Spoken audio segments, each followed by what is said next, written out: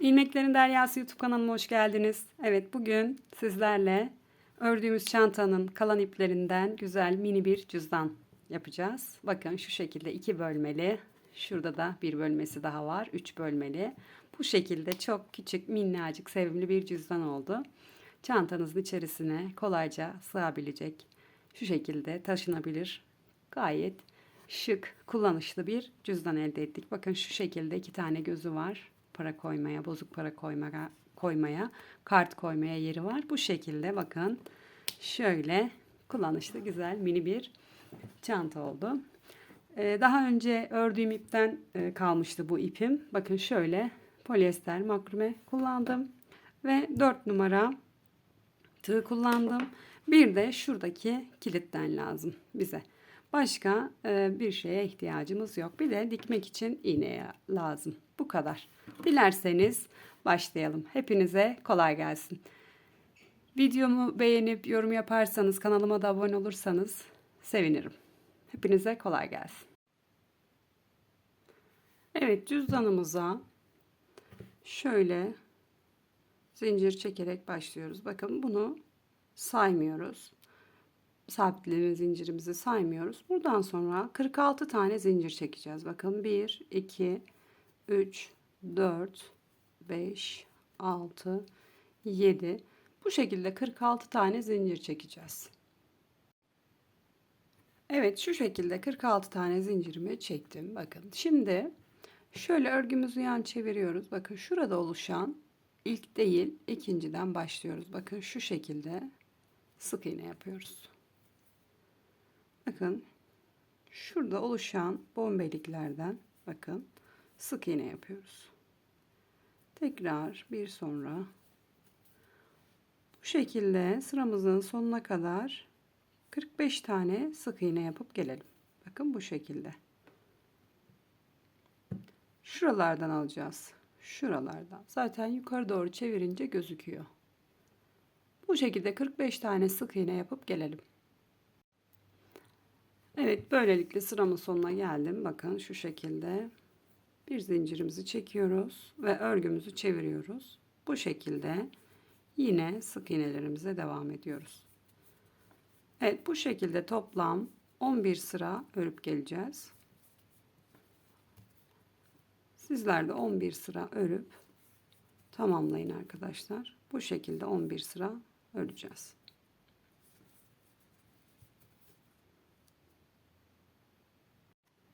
Evet, bütün sıralarımı tamamladım. Bakın 11 sıra ördüm. Hemen bir ölçelim ne kadar olmuş. Eni 7 santim. Şöyle uzunumuzda 33 santim. Bu şekilde bu parçamızı tamamladık. Şimdi cüzdanımızı örmeye devam ediyoruz. Bakın şöyle bir zincir çektim ve örgümü çevirdim. Hemen şuradan başlıyoruz. 15 tane sık iğne yapacağız. Bakın 15 tane sık iğnemizi yapalım. Şöyle sayalım. 1, 2, 3, 4, 5, 6, 7, 8, 9, 10, evet 11, 12, 13, 14 ve 15. Evet, bakın şimdi tekrar bir zincirimi çektim, örgümü çevirdim. Buradan örmeye devam edeceğiz. Bu şekilde 15 tane sık iğnemizi 25 sıra olana kadar öreceğiz. 25 sıramızı bu şekilde sıra sonlarında birer zincir çekerek bu şekilde 25 sıramızı tamamlayıp gelelim. Bu şekilde bakın şöyle 15 tane ilmeğimizi 25 sıra olacak şekilde örüp gelelim. Evet, bu şekilde 25 sıramı tamamladım. Bakın görüyorsunuz cüzdanımızın şekli bu şekilde. Dilerseniz bu kısmı da ölçelim ne kadar olduğunu. Şöyle yukarıdan aşağıya kadar yaklaşık 23 santim. Şöyle 23 santim. Şurası zaten 32 idi. Şuraya da bakalım isterseniz. Burası da 11 santim. Evet, bu şekilde bitirdik. Şimdi uzunca bir ip bırakacağız. Şöyle uzunca bir ip bırakıp dikişe geçeceğiz. Şöyle ipimizi keselim. Şu içerisinden geçiriyoruz. Bakın şöyle içerisinden geçirdim. Ve şöyle sabitliyoruz. Evet. Şimdi dikiş kısmına geçebiliriz. Evet, dikişimize geçebiliriz. Bakın şöyle plastik bir iğne kullanacağım. Normal iğneyle de dikebilirsiniz. Şimdi şöyle çantamızın cüzdanımızın tekrar katlı halini bir görelim. Şöyle bakın şu şekilde ayarladık. Hemen şöyle bu şekildeyken şuradan şöyle bir iğne yardımıyla yerimizi belirleyelim. Şu şekilde kaymasın diye. Şimdi şuradan da bakın şöyle yapıp şöyle ayarlıyoruz dikiş kısmımızı. Şu şekilde. Buraya da hemen bir tane iğnemizi takalım. Kaydırmadan dikebilmek için.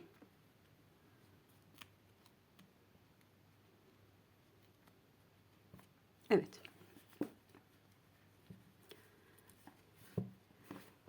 Şimdi şuradan başlıyoruz dikmeye. Bakın şöyle. Şurayı tekrar iğneleyelim. Bir alta geçmemiş. Evet. Şöyle bakın. Şuradan başlıyoruz. Şöyle iğne ardı tekniğiyle bakın şu şekilde alarak dikiyoruz.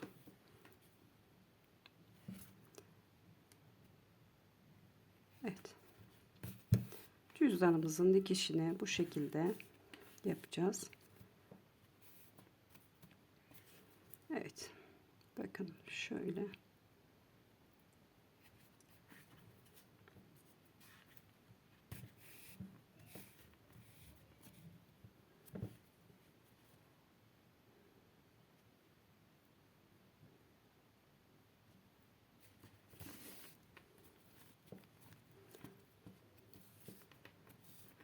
Şimdi şöyle şuraya kadar dikelim. Oradan ip yürüteceğim içerisinden. Bu şekilde daha kolay olacak. Hem ipimizi düğüm yapmamış olacağız. Hem de tek seferde cüzdanımızı dikmiş olacağız.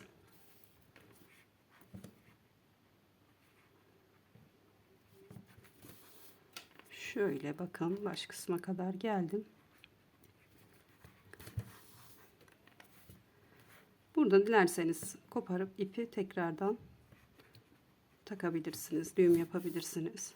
Ama ben düğüm olmasın diye bakın şu şekilde dikişimiz. Şimdi buradan ipimi bu şekilde yürüteceğim. Bakın şu şekilde yürütüyoruz.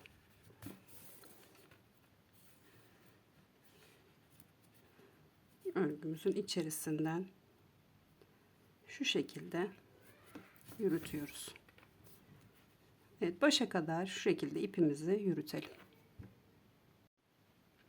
Evet, başa kadar ipimi içerisinden yürüterek getirdim. Bakın tekrar bu kısımdan dikmeye başlıyoruz. Şöyle yine iğne ardı tekniğiyle bakın şöyle bir ilmek buradan bir ilmek o karşı taraftan alarak bu şekilde cüzdanımızı dikiyoruz.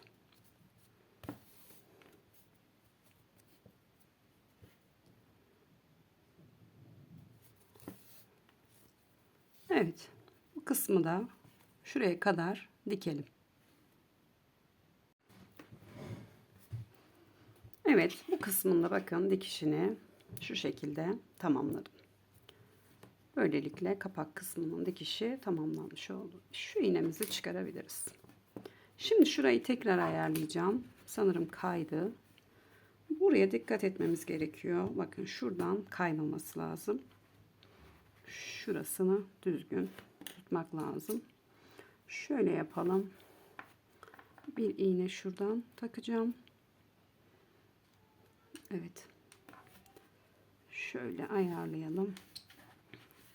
Şimdi buradan şu kısma kadar bakın şuradan şöyle ilmeklerimi alarak boş bir dikiş yapıyorum. Bakın karşısında olmadığı için aralardan geçirerek ipimi dikiş noktasına kadar getiriyorum.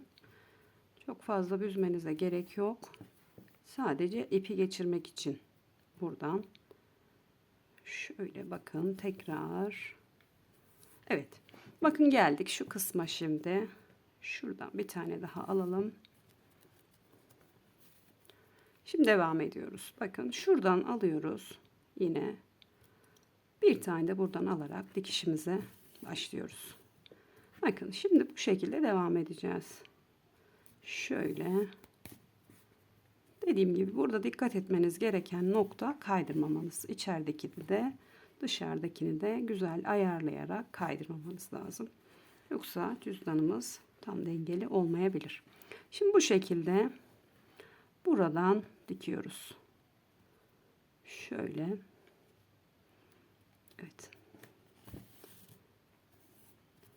Bakın şu şekilde bütün kanatlardan alarak dikiyoruz.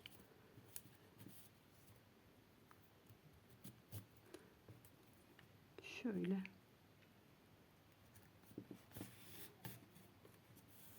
Şimdi devam edelim. Aşağıya kadar bir gelelim. Aşağıda nasıl diktiğimizi de göstereceğim.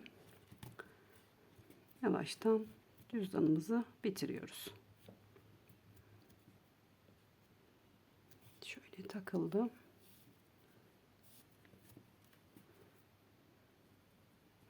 Çok basit bir yapımı var arkadaşlar. Ama kullanışlı bir şey oldu. Evet bakın köşe kısmına kadar geldim. Bir kez daha köşe kısmından aynı yerden sabitliyorum. Şu şekilde. Evet. Şurada kalan ipimizi en sona gizleyeceğiz. Şimdi bakın en alt kısımdayız. En alt kısmı şöyle tekrar yine ayarlayalım. Şöyle bakın yine aynı teknikle bu sefer 3 katından da ipimi şöyle geçerek yine iğne ardı tekniğiyle dikeceğim. Bakın yine bakın şu birinci, şu ikinci ve şu üçüncü. Bu şekilde yine burayı da sonuna kadar dikiyoruz. Olabildiğince sıkı dikelim. Bakın bu şekilde bir görüntü oluşuyor. Şöyle bakın tamamlıyoruz. Bakın şöyle sıramın sonuna kadar bu şekilde dikeceğim. Bakın şu kısma kadar dikişlerimizi tamamlayalım. Evet. Şöyle dikiyoruz. Bakın şöyle bir görüntü oluşacak. Evet.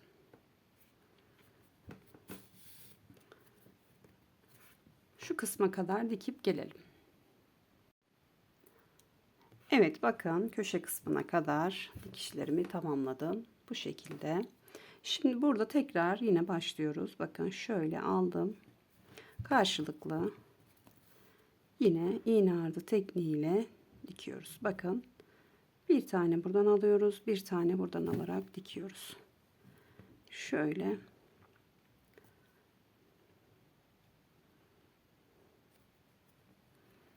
Evet.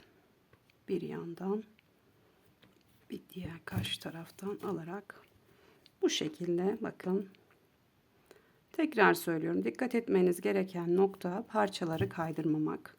Parçalar kayarsa cüzdanınız güzel olmaz. Tam formunu yakalayamayız. Bakın bu şekilde dikişlerimizi tamamlıyoruz. Şöyle.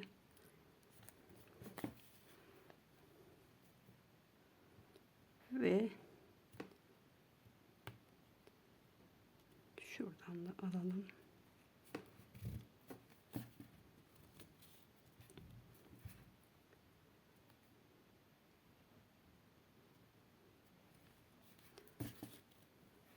Evet. Böylelikle dikişlerimizi tamamladık. Şöyle bir kez daha aynı yerden sabitleyeceğim. Bakın şöyle. Şimdi şu kısma, bakın şu kısma bir tane sabitleme yapıyorum. Tekrar aynı yere geldim. Bakın döndüm. Ve iğnemi ipimin içerisinden geçireceğim. Şu şekilde. Şöyle. Ve sıkacağız. Evet, bu şekilde bu kısmı sabitlemiş olduk. Şimdi buradan birkaç yerden şöyle içeri doğru yürüteceğim. İpimi gizleyeceğim. Sonra kesip bir çakmak yardımıyla yakıp içerisine sabitleyeceğiz. Bakın şöyle. Evet. Bu şekilde. Bakın cüzdanımız hazır oldu. Bakın gayet güzel, şık. Şu şekilde kilidimizi de takalım. Şöyle dikip gelelim arkadaşlar. Bunu göstermeyeceğim. Bakın şu şekilde aynı renk ipinden bunu sökerek de yapabilirsiniz. Şu şekilde. Yoksa da aynı tonlarda dikiş ipiyle de buralara dikebilirsiniz. Bunları da dikip gelelim. Evet, böylelikle mini cüzdanımız hazır. Bakın şu şekilde 2 bölmeli. Bakın buralara kart koyabilirsiniz şu şekilde. Bozuk para koyabiliriz. Paralarımızı koyabiliriz. Şu kısma da kart koyabiliriz. Şöyle bakın. Çok güzel oldu. Çantamızın içerisine bakın kalan ipimizden yaptık. Bu şekilde çok güzel, kullanışlı, sevimli bir cüzdan oldu. Ben çok beğendim. Bakın rengarenk yapmayı düşünüyorum. Hediye olarak yapabilirsiniz. Kendinize yapabilirsiniz çantalarınızın içerisine, örgü çantalarınıza. Bu ipten, aynı ipten bir önceki videolarımda çanta örmüştüm. O çantanın kalan ipiyle yaptım. O çantamda takım bir cüzdan oldu. Bu şekilde. Videomu sonlandırmadan kanalıma abone olup bildirimleri açarsanız çok sevinirim. Yorum kısmından da takıldığınız bir nokta olursa yazarsanız dönüş yaparım. Şimdiden hepinize kolay gelsin.